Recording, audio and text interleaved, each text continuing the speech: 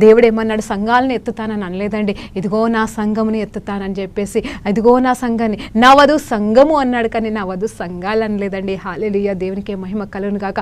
మనకి ఇప్పుడు కావాల్సింది, ఈ చివరి దినంలో మనకు కావాల్సింది ఐక్యత.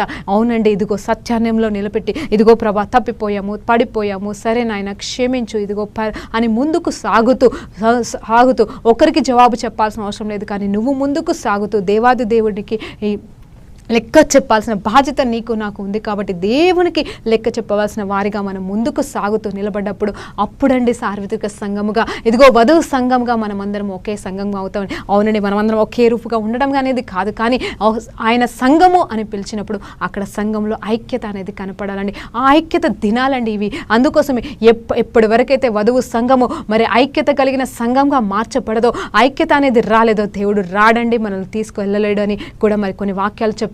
ఎందుకంటే వధువు